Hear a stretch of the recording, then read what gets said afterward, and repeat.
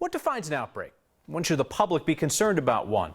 A rural school district lobbied against its own public health department this past week, asking them not to declare a COVID outbreak at their high school. The Elbert County Public Health Director says there are certainly enough cases to alert the public. The Elbert School District Superintendent accused public health leaders of not offering the whole story. So Steve Steger went to Elbert County to sort it out. The health department here in Elbert County says they first identified an outbreak of COVID at Elizabeth High School last Thursday. At least 15 cases in students at the school and at least 2 cases among staff members. When the health department gave district leadership a heads up about the outbreak, the superintendent wrote the health director asking him not to declare an outbreak at the school. He said the district had done its own investigating, only found at the time 3 cases tied to a single classroom activity or close contact.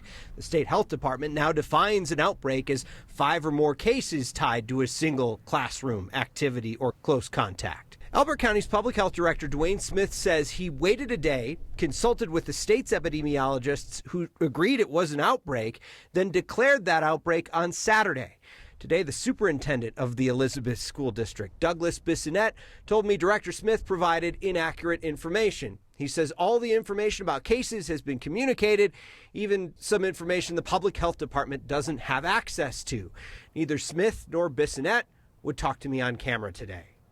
CDPHE told me this afternoon they've identified enough cases at Elizabeth High School to define an outbreak there. The superintendent never got back to me when I asked why calling it an outbreak was such a big deal. The Elbert County Public Health Director says it likely wouldn't change much at the school. It would just give people in the community a little more information about what's going on. Why would they need to know about this? Well, Elbert County's Public Health Director told me today that the vaccination rate in adults is right around 50%. It's the lower part of Colorado, as far as adults being vaccinated. So you've got kids going to school, then likely returning to a home with an adult in it and potentially carrying the disease to the adults in the home. And we know that one of the motivators for people who have been on the fence about the vaccine is proximity. An outbreak in their community convinces some number of people, the stats show, to finally take the step to get vaccinated. Which is why the public health director wanted to make sure he was out front and transparent about the fact that he may have potentially found an outbreak at the high school, found the opposition there a little strange. Steve, thank you. The state of Colorado says it has enough vaccine doses to give every vaccinated person a booster if they would like one. The state says if there is a wave of booster shots, the heaviest period will be in late October or early November. But the state says that the highest use weeks would only reach about 1/3 of the state's weekly vaccine capacity. There was some spiciness from Democratic Governor Jared Polis today directed toward the federal government. Not seen a lot of that during the pandemic. It's because this morning, 2 former FDA members were part of an article in the medical journal The Lancet. They called into question the need for booster shots for the general public. So our Chris Vanderveen asked the governor about this mixed messaging. Well, first of all, we can all celebrate the news that Marion Gruber and Phil Krause have left the FDA in disgrace over unnecessary delays for the booster. They have blood on their hands, and there are thousands of Americans that are dead today because of their delays of the booster shot. But for us to continue with our equity efforts around making sure the booster shot is widely available, we simply need the FDA to get out of the way and allow us to proceed with protecting more Coloradans. Quite the statement there from the governor, blood on their hands. Of the more than 3.8 million Coloradans who are fully vaccinated, 72,000 Coloradans now have booster shots. And there are another 321,000 Coloradans who are partially vaccinated. Once they get their second doses, they'll have about 6 to 8 months before the government says they'll be eligible for a booster. Let's look at our hospitalizations. This wave is certainly preparing to eclipse the initial peak of the pandemic in our state. Colorado currently has 914 COVID patients in hospitals, highest number we've seen since the first week of January. Vast majority are unvaccinated. Just 17% are vaccinated. Very few of those hospitalized patients are children, only 16 patients under 18 years old. Denver Public School Board says that it now has in hand the results of a third-party investigation into the anonymous secondhand allegations of sexual misconduct against one of their own, Board Director Tay Anderson. They plan to release a redacted investigation report to the public on Wednesday. We should mention, to date, 9 News has not been able to corroborate any of the allegations made against Anderson. School board announced in April they're going to have a third party look into this. Anderson initially stepped away from the board duties, but then returned months later, saying that the investigation was dragging on longer than expected. So board has the full report today.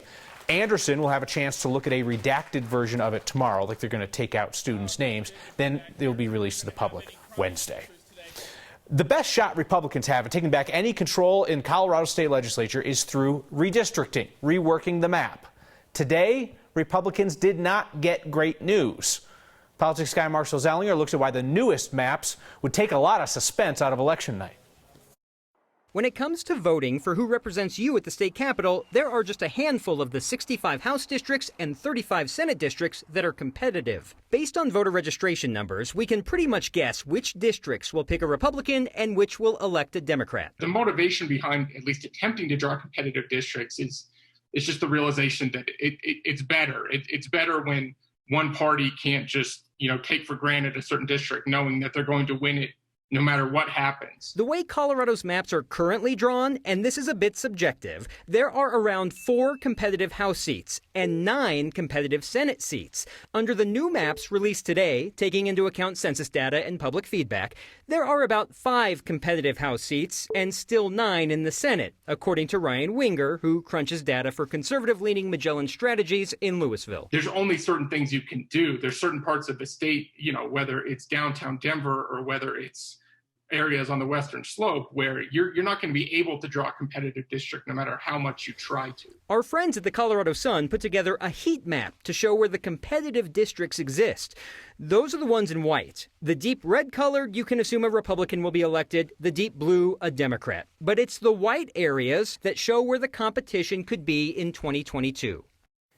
And those districts were around Jefferson County, and depending how you look at the maps, also a portion of Arapahoe and Adams County. The disclaimer here, Kyle, is we have to repeat on these stories, this map is a draft. It will most likely change based on additional feedback from the public and the independent commission responsible for the final version of the map.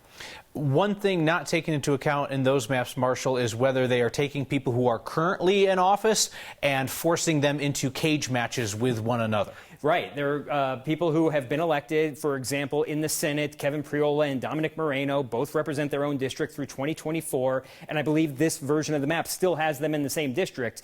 And that would take effect in 2022. So how do you kick someone out who won an election that has them in office through 2024? At some point, you're going to have to take a closer look and do something where you perhaps don't push out an incumbent who's got more years to serve. And for the real political nerds who like to follow these musical chairs, Kevin Priola could decide to run as the Republican candidate for the newly created 8th congressional district in Colorado, and that would certainly solve that problem. That'll be the next candidate affidavit I will search for, like I did on Friday with the Colorado governor's race. Yeah, if you missed Friday, you missed Marshall figuring out that Republicans have their candidate for governor who, we're not supposed to say it's Heidi Ganahl because she hasn't announced it yet, but they let it slip on the internets. Thank you, Marshall. Your generosity is going to help Coloradans transition back into life in our community after serving time in prison. The Second Chance Center starts with peer housing and then layers on help to find jobs and substance abuse support and mental health resources. And here's the impact, all right? The statewide recidivism rate, people going back to prison after they've been in, it's 50%. For Second Chance Center participants, it's 10%. Your Word of Thanks microgiving campaign last week raised almost $27,000 to help them expand that work.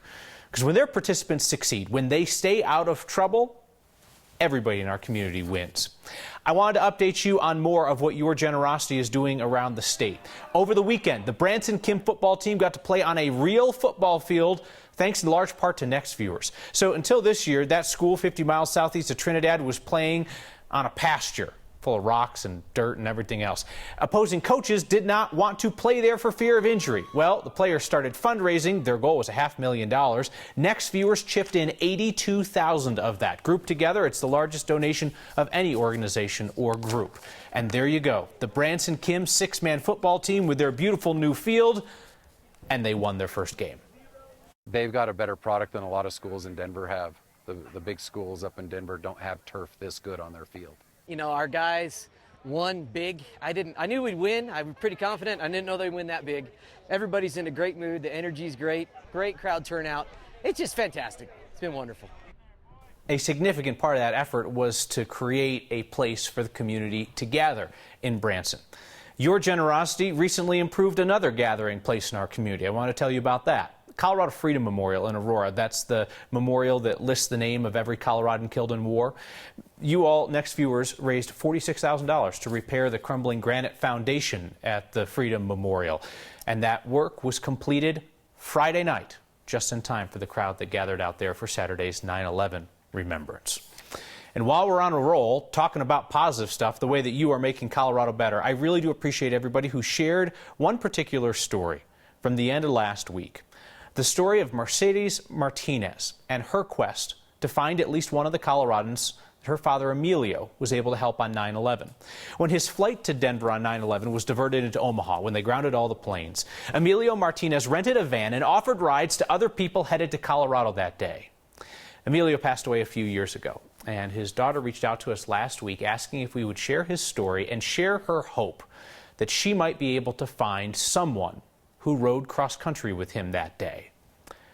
Well, we heard from a next viewer over the weekend who told me about her cross-country ride on 9/11 and her gratitude to the man that she has always referred to as Saint Emilio. Put her in touch with Emilio's daughter, and we look forward to sharing that next chapter of their story whenever they're ready to do that. How do researchers in Colorado figure out what caused a mysterious earthquake? Sometimes you need the shaking to tell you what caused it in the first place. There's long been help available for Colorado's ranchers who need to bring in water during a drought. Now assistance for those ranchers having trouble feeding their animals. Highlands fashion. I'm not talking about what the bros wear to linger. It's the most Colorado thing we saw today. Next.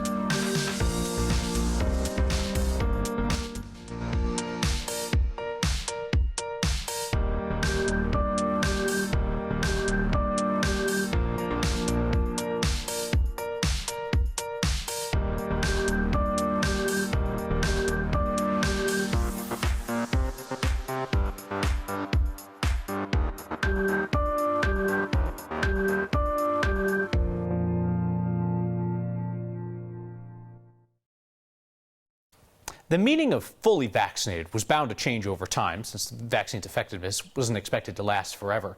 And the director of the Centers for Disease Control and Prevention says the availability of booster shots is also going to change the definition of fully vaccinated.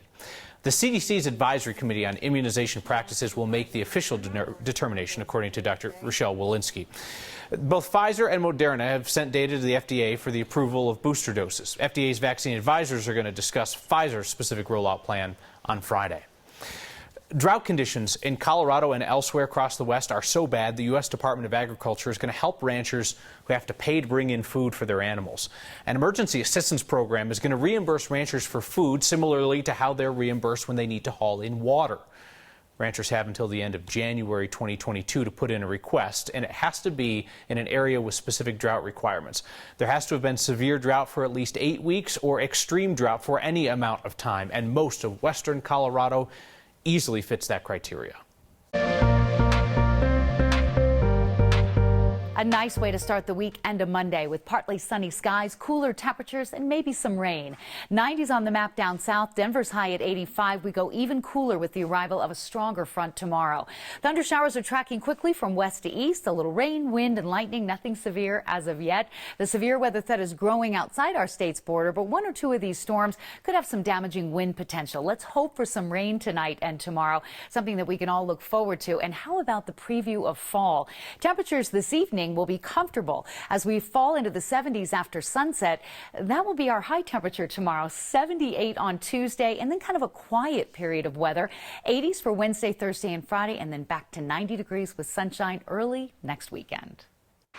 The ground was shaking in a rural part of Colorado, and scientists don't think it was fracking either. I always tell people that if you get some property in the San Luis Valley, it might be a good investment because in 10,000 years it could be beachfront. Sometimes you need an earthquake to happen to tell you what's full. Next.